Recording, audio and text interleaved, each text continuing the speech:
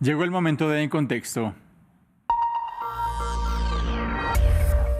Este es nuestro espacio para analizar en profundidad uno de los temas de la agenda internacional. Me acompaña Marta Moya, bienvenida. Hola Juan, gracias por la presentación y encantada de estar aquí contigo. Un placer también, Marta, y tenemos que hablar de las elecciones en Ecuador, esos comicios del domingo. Todo aspira a que será una lucha entre Noboa y Luisa González. Tenemos una lista de 16 candidatos en total, pero parece que los opcionados son mucho más cortos, son mucho menos. Efectivamente, Juan, más de 13 millones de ecuatorianos llamados a las urnas este domingo y parece un déjà vu. Los últimos comicios tuvieron lugar en octubre de 2023 por un periodo limitado, 18 meses, los que le quedaban de mandato a Guillermo Lasso cuando presentó su renuncia para evitar un juicio político. Entonces la pugna se dio principalmente entre Daniel Noboa, un empresario heredero de una fortuna bananera con un mensaje de mano dura, y Luisa González, una aliada del correísmo ecuatoriano. Y fue Noboa quien se llevó la victoria. Parece que ahora, a la espera de los resultados, se podría dar un escenario semejante. Por el momento tenemos que hacer, Marta, una suerte de balance del corto mandato del presidente de Noboa, porque llegó con un mensaje casi que de revolución para acabar la violencia, uno de los temas principales en este país. Sí, Juan, Noboa llevó a Carondelet, la casa presidencial, con promesas de combatir la inseguridad y militarizar el país, refinar el petróleo nacional, dar incentivos tributarios a las empresas, establecer un sistema nacional de guarderías y hacer una consulta popular en sus primeros 100 días para abordar temas de interés nacional. Veamos cómo celebraba entonces su triunfo. Nosotros hoy cerramos un capítulo de campaña. Mañana empezamos a trabajar por ese nuevo Ecuador. Mañana empezamos a trabajar. Hoy empezamos a trabajar para reconstruir un país que ha sido gravemente golpeado por la violencia, por la corrupción y por el odio. Desde mañana empieza a trabajar la esperanza, desde mañana empieza a trabajar Daniel Noboa, su nuevo presidente de la República. Muchas gracias. Lo vemos, la seguridad es el punto central para este gobierno, para esas políticas de Noboa, y también el combate contra los grupos de narcotráfico. Sí, Juan, el Plan Fénix, así vendió Daniel Noboa su estrategia de seguridad para Ecuador a finales de 2023. Consiste en 6 puntos clave. El primero y más importante, la militarización de las calles para apoyar a la Policía Nacional. Segundo, las reformas a la propia policía con reestructuración de la institución y provisión de equipos especializados con resistencia balística. Después, la construcción de 2 megacárceles. Vamos a verlo. Son cárceles que van a estar listas en 10 a 11 meses. Van a ser igualitas, porque es la misma compañía bajo el mismo diseño que hizo las cárceles de máxima seguridad en México y que las hizo en El Salvador. Entonces, para todos los Bukele lovers, es una cárcel igualita. Cárceles a imagen y semejanza de las de El Salvador para los Bukele lovers, dice Daniel Noboa en palabras textuales, ¿no? Pero no solo eso, el plan Fénix también incluía cambios en la cúpula militar, con el designio de cabezas militares con experiencia en inteligencia para fortalecer las operaciones contra el crimen organizado. Punto número 5, realizar operativos conjuntos entre policía y ejército para detener a unas 2.000 personas por semana.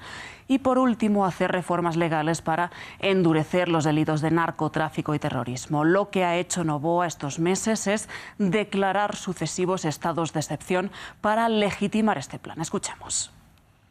He dado disposiciones claras y precisas a los mandos militares y policiales para que intervengan en el control de las cárceles. Acabo de firmar el decreto de estado de excepción para que las Fuerzas Armadas tengan todo el respaldo político y legal en su accionar. Estados de excepción que han generado muchísima controversia, que Noboa ha querido implementar bajo la causa de conflicto armado interno, aunque la Corte Constitucional nunca aceptó esa variable, aunque le permitiera llevar a cabo el régimen excepcional. Pero bueno, más allá de eso, con los datos en mano, ¿funcionó de alguna manera este plan? Bien, Juan, tenemos que ver a qué costo, pero con los datos en la mano publicados por el propio gobierno, En 2024 la tasa de homicidios violentos se redujo en un 17%. En 2023 hubo 6.373 registros de homicidios, en 2024 5.717, siendo el mes de diciembre de 2024 el más violento del año, con 688 asesinatos, representando una tasa superior casi del 80% respecto al mes de febrero del año pasado. O sea que la violencia se redujo, pero con el pasar del año fue en aumento. Y a día de hoy no tenemos datos oficiales actualizados de enero de este año. Por cierto, ¿no? Otro de los puntos álgidos, Juan, de Noboa fue la expulsión del país de personas con causas penales en curso, al estilo Trump. Vamos a verlo. Es que dentro de los 3.000 y pico de PPL que existen en este momento extranjeros, los que tienen en este momento una sentencia ejecutoriada de 5 años o más van a ser expulsados del país. Eso es aproximadamente 1.500 personas. Vamos a abordar ahora uno de los temas que también ha estado muy presente en esta gestión de Noboa, y es que numerosas organizaciones han denunciado que se han vulnerado derechos en estos meses. Sí, Juan, hay denuncias de organizaciones ecuatorianas, pero también de agencias internacionales como Amnistía Internacional o Human Rights Watch. En el marco del Plan Fénix se detuvieron a 35.000 personas en el primer semestre de 2024, a quien se llamaba presuntos delincuentes, eliminando per se la presunción de inocencia. Hay denuncias en la Fiscalía de al menos 12 casos de ejecuciones extrajudiciales, 4 casos de posibles desapariciones forzadas y 95 casos de posibles torturas solo entre enero y julio del año pasado. La mayor parte de las torturas se han registrado en las cárceles, donde el deterioro de los derechos ha sido flagrante, Juan. Al menos eso es lo que dicen las organizaciones. Así es, y casi que en paralelo a estas denuncias, Daniel Noboa legitimó su proyecto de país en una consulta popular en donde ganó. Ganó, Juan, una consulta popular en cuestiones de seguridad, economía y justicia, donde el presidente, como decía, se legitimó con amplias mayorías, sobre todo en las preguntas referidas a la seguridad, con aprobaciones de más del 70%. Veamos.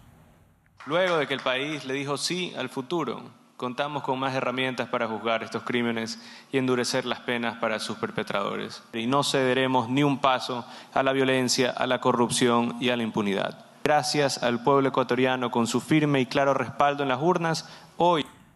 Podemos decir que en las cuestiones económicas esa consulta fracasó, y eso tiene un gancho con la crisis energética de este país, muy presente también en la agenda internacional. Muy presente. Juan, Noboa ha hecho la culpa de esta crisis energética al sabotaje y en abril de 2024 declaró el estado de emergencia en el sector eléctrico. Vamos a escucharlo también. Hoy tomamos una decisión fuerte, una vez más, porque nos toca, que es declarar en emergencia el sector energético del país. Le pedido la renuncia a la ministra. La dependencia hidroeléctrica de Ecuador y la sequía han contribuido a la crisis, con apagones concertados de hasta 14 horas al día. Esto ha generado obviamente muchas protestas. De hecho, esta cuestión podría ser también, Juan, un factor muy decisivo de cara a que los ecuatorianos emitan su voto este domingo. Estoy seguro que va a estar muy presente de cara a esas votaciones. Hemos visto ya un panorama bastante completo de esta gestión, pero tenemos que hablar ahora de la política ecuatoriana interior y de cara al mundo. Sí, Juan, a nivel interno, quizá el asunto que más candente ha estado estos meses en lo referido a Noboa ha sido su mala relación con su vicepresidenta Verónica Abad, quien acusó al presidente de autoritarismo, entre otras muchas cosas. Además, el presidente no se tomó la licencia al cargo un mes antes de las elecciones, como manda la Constitución. Abad debería haber entonces ejercido como presidenta en funciones, pero Noboa nombró a otra vice paralela, sembrando el caos en el Ejecutivo. Después, a nivel exterior, lo más crítico sin duda ha sido el asalto a la embajada mexicana para detener al vicepresidente Jorge Blas, abriendo una crisis diplomática con México, a quien el otro día, recordemos, también Noboa impuso aranceles del 27%. Queda ver ahora si el presidente en funciones, Daniel Noboa, se reelige para ver qué nuevos rumbos o no toma en un eventual segundo mandato. Marta Moya, en Contexto, muchas gracias. A ti, Juan.